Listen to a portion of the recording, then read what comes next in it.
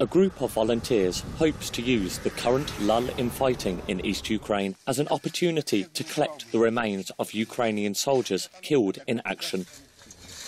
The Feburary Minsk ceasefire agreement appeared to be largely ignored by combined Russian-separatist forces for more than 6 months. But since early September, the guns have been mostly silent. This silence has allowed this group of volunteers, who go by the name Black Tulip, to enter no man's land without the risk of being caught in the crossfire.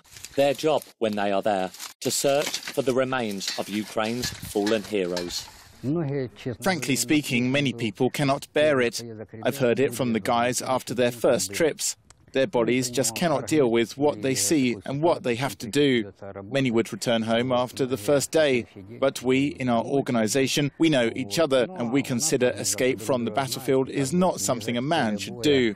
Since last August, Black Tulip have brought more than 600 bodies back from the front line, often straying into territory controlled by Russian-backed militants, land in which the Ukrainian armed forces cannot set foot. Black Tulip hope that identification of bodies can help bring closure for families waiting for news on soldiers missing in action. But this, of course, is news which no one wants to hear. When a man is unidentified, it is one thing. When he has a name, relatives and everything else, then that is when you really can feel the pain of this family. When you find this man, they lose all hope.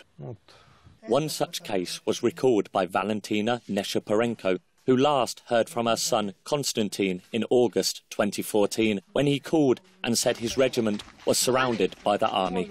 Almost a year went by before Valentina got the dreaded call.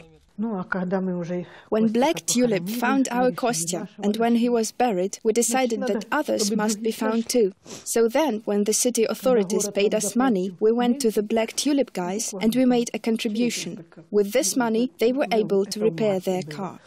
The ceasefire now in place in East Ukraine has granted the volunteers access to the remains of the Donetsk International Airport. It is now nothing more than rubble and twisted metal, but once was the scene of some of the fiercest battles in the 18-month-old war.